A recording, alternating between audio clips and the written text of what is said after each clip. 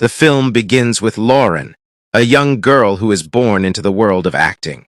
At a very young age, she entered the glitz and glamour of Hollywood. As a child, she landed the opportunity to star in the popular family drama, The John Silvers. Time passed and the show continued, and through the process, Lauren grew from an innocent child actor into a young actress. The press thronged her home. A hacker stole a private photo from Lauren's phone, including her pregnancy test report. This sensation shook Lauren to her core. The defamatory questions, the flashes of cameras, and the growing scandal, fed up with it all. She wanted to escape the noise. Her secretary, Melissa, arranges for her to stay for a few days at a house in a quiet forest.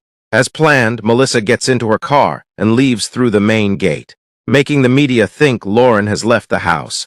Thus, eluding the media, Lauren leaves through the back door and leaves for her vacation. On the way, she receives a call from her manager, who reassures her that everything will be fine and that she will soon find the hacker. Sometime later, Lauren arrives at the secluded and quiet house where she was to spend the next few days. The place is beautiful, open, and peaceful, but Lauren doesn't know that hidden cameras are embedded in the walls of that quiet house, and someone, through those cameras, is watching her every moment. Seeing the cameras, the person immediately recognizes that the girl sitting opposite is the famous actress Lauren. Exhausted, Lauren sits down on the couch and connects her phone to the house's Wi-Fi. Although her assistant had already sternly warned her never to connect to public unknown Wi-Fi outside. Connecting to such networks makes hacking easier and can compromise privacy. But Lauren pays no heed to these things. She turns on the TV, watches the news about herself, and simultaneously scrolls through updates on her old show, which has now steadily declined. It was the same family show she grew up on since childhood, and the actor who played her father on that show was the father of her child in real life. Lauren receives a call from Peter, the same actor. He asks, "Where are you right now?" But Lauren flatly refuses to reveal her location. Peter tries to reason with her in a soft voice. Lauren understands the situation.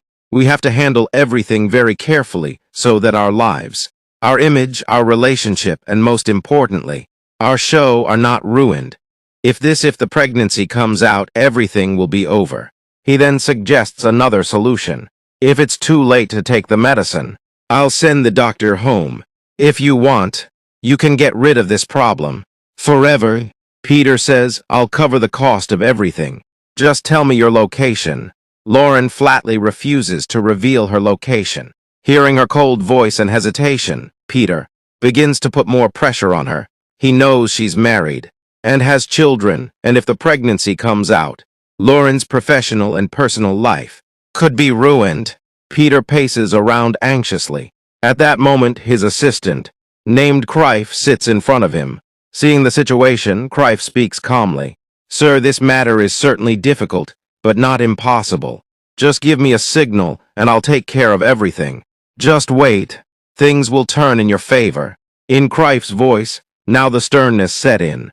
He threatened to create an atmosphere where everyone would think Lauren's death was an accident or a drug overdose. This way, everything would be swept under the rug and attention would be diverted from the matter. On the other hand, Lauren, completely exhausted and distressed, was fed up with the constant calls and messages. She switched off her phone and immersed herself in silence. The same young man who had been monitoring Lauren through the home's CCTV watched the footage for a long time. Suddenly, her uncle arrived and saw the same recording on his phone. Seeing the footage, he believed a wealthy guest was staying at the property, and then the idea of theft struck him. He began plotting to sneak into the house and steal valuables. The young man who planned the theft was named Darren. He had brought his partner, Marge, along with him. Their intention was simple: enter the house, take valuables, and quickly leave. But as soon as they got inside, Lauren's dog sniffed them out and started barking loudly. The sharp barking alarmed Lauren.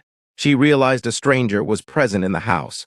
Frightened, she immediately got up and ran to hide in a small room in the basement. Hiding in the darkness, Lauren began to hear the sound of objects moving from the room upstairs. Her panic grew, and she cried out in a frightened voice, "Who are you? What do you want?" Helped by her scream, Marge panicked. Her face went pale, as if fear were stuck in her throat.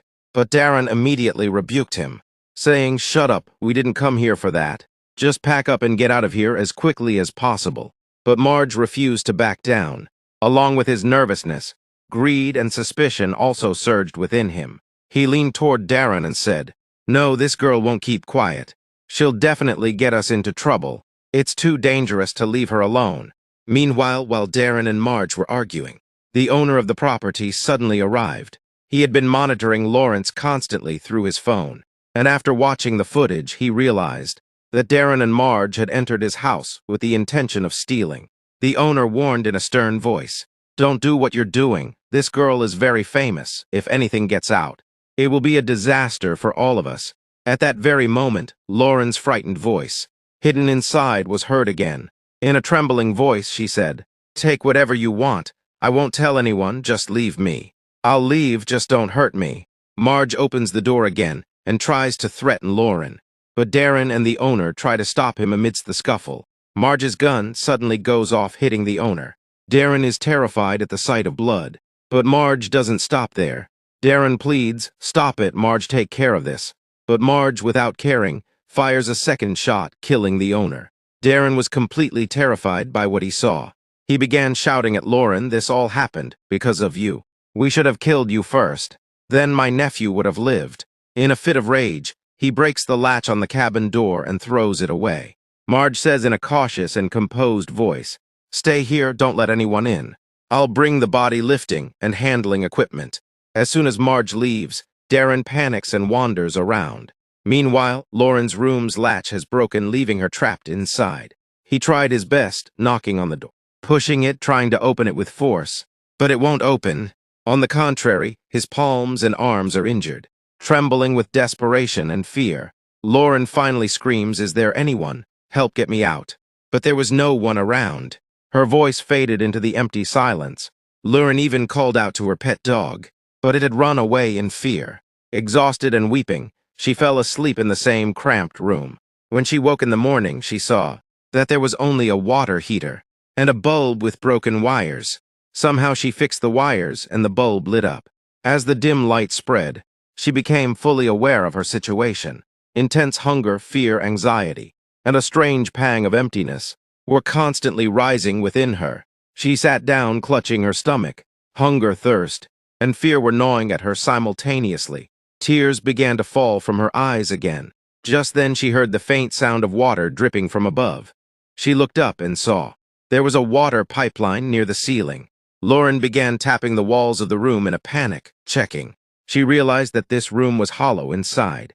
Then she found the part where the wall seemed most hollow and tried to break it with all her might. Lawrence's only hope, as she tried to break through the wall, was the bulb she had lit with great effort. But despite her repeated attempts, the bulb went out again. As darkness returned, she tried to fix the wires with trembling hands, but suddenly received a sharp shock, and she screamed in pain. The electric shock weakened her body even more. Thirst, hunger, and anxiety had now increased exponentially. But now, nothing was in her control. To calm herself, she began taking deep breaths. The room was silent, yet she heard sounds of something sliding and running from behind the wall. She realized it was the sound of a rat scurrying about. As soon as Murch and Darren came back inside, hearing their footsteps, Lauren panicked and cried out, "Please help me. I'll give you all the money you need. Just get me out of here." Her voice was shaking, but she continued, "Look, I won't get involved with the police. I won't tell anyone. Just leave me alone, I swear. I can even hide this murder you committed. Listen, I'll tell the police that I was drunk and didn't see what happened. Darren, listen to me. I'll tell you that your nephew was stalking me. He tried to molest me, and in the scuffle, his gun went off. He died from his own gun." Darren's mind went numb after hearing Lauren's words. He couldn't control his emotions. In a panic, he put the gun to his mouth, as if he wanted to kill himself, but couldn't muster the courage. Finally, he only said in a trembling voice, "I'm sorry." Lauren tried to convince him again. "Look, I'm a very famous actress. Be it the police or the media, everyone will listen to me. Just listen to me, and this matter will be buried." For a moment, Darren's heart truly wanted to believe Lauren, but then Marge intervened and stopped him. Marge clearly stated, that trusting Lauren would be the ultimate fool. And if she lived, they would both be in danger. Lauren's words completely paralyzed Darren. He went mad. In a sudden outburst, he began banging his head and hands against the wall, as if fighting with himself. Seeing the situation spiral out of control, Marge panicked. To stop Darren, she tried to scare him by firing at the wall, but her aim backfired. The bullets bounced off the wall, and those ricocheting bullets hit Marge's head and Darren's shoulder. The bullets which bounced off the wall killed Marge on the spot, while Darren was badly injured by a bullet in his shoulder. A panicked Darren staggered out, desperately trying to save his life.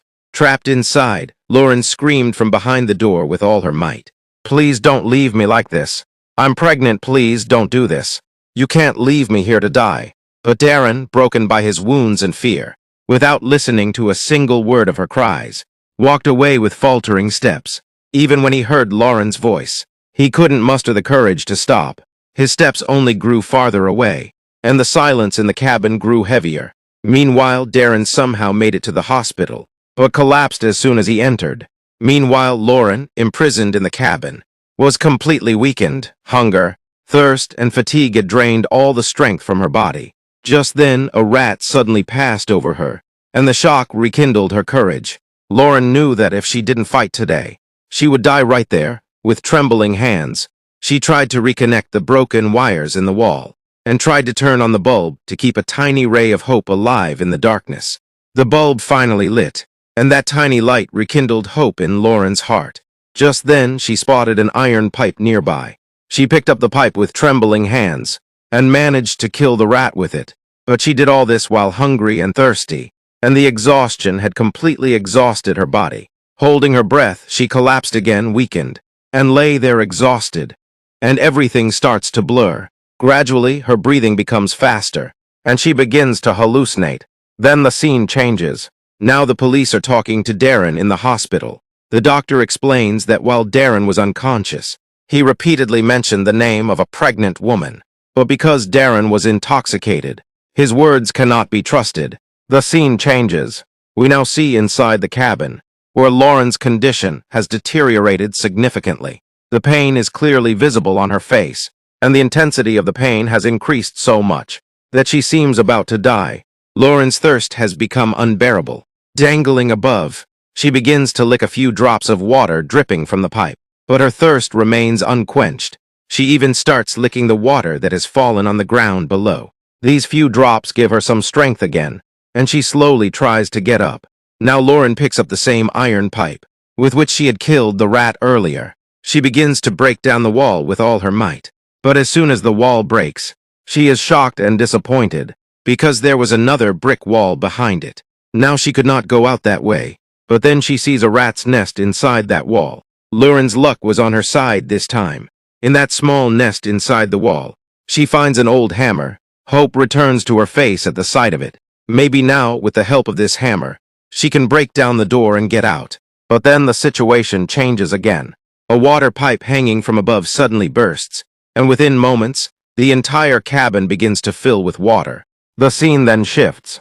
We see Lauren's dog, which a girl rescues from the street. She posts its photo online. The post soon receives thousands of likes and comments. But when she reads the comments, she realizes that the dog actually belonged to Lauren. The police arrive at Darren's home to find out how he was shot. During the investigation, they find a blood-stained shirt.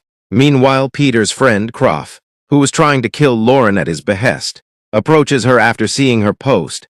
Throughout the conversation, he asks her where she found the dog. He offers her a large sum of money in exchange for the dog's location. Hearing this, the girl realizes that the matter isn't just about the dog, but there's a deeper mystery behind it. We are now shown that Darren has regained consciousness.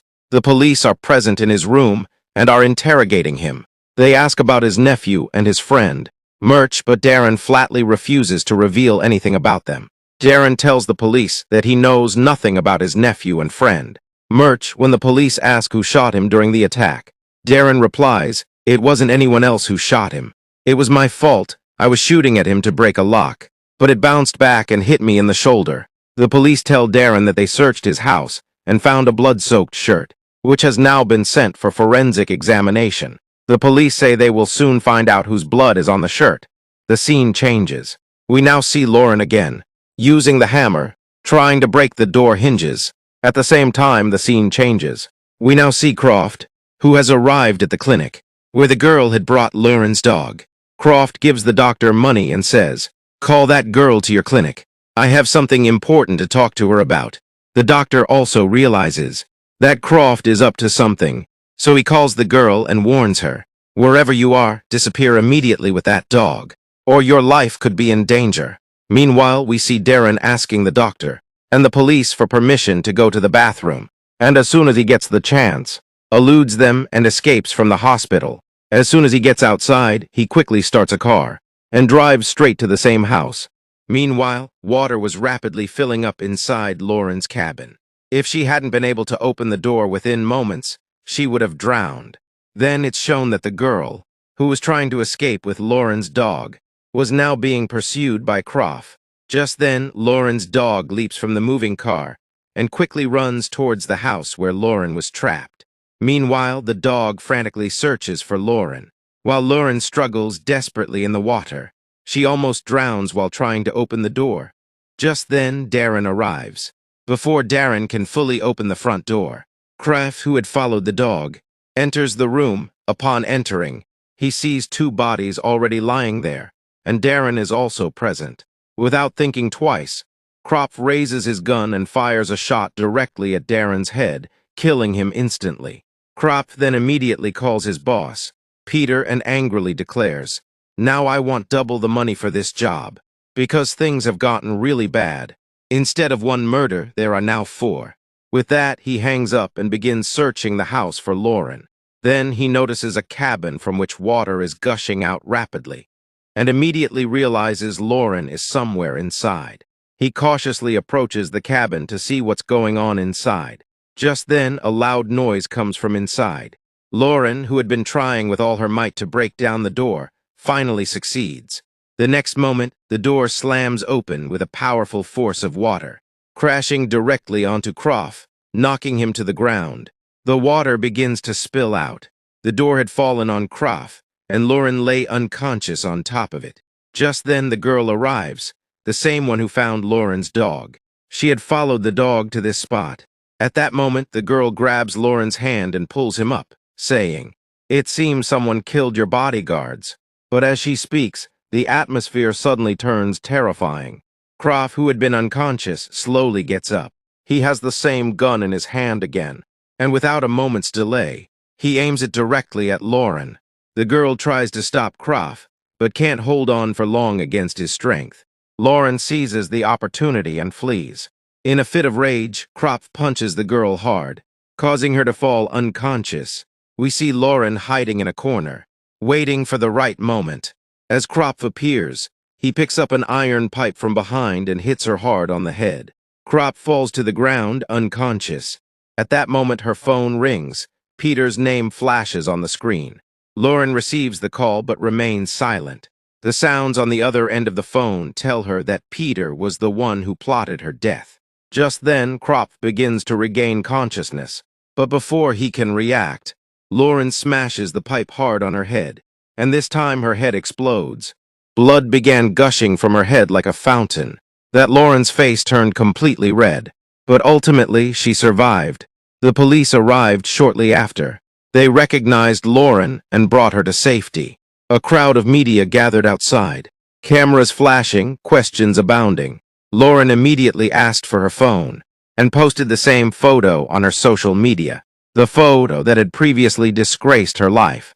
But this time, the photo wasn't a symbol of shame, but a symbol of courage. Now Lauren was determined to expose Peter's true face to the whole world. He was the same man who once pretended to love her and then plotted her death. The scene cuts.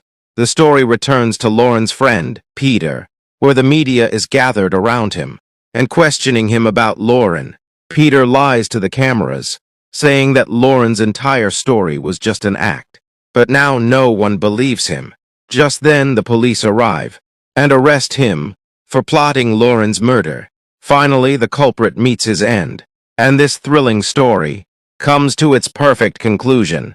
If you like Hollywood movies explained in such a fun way, then subscribe to the channel and press the bell icon so you don't miss the next video.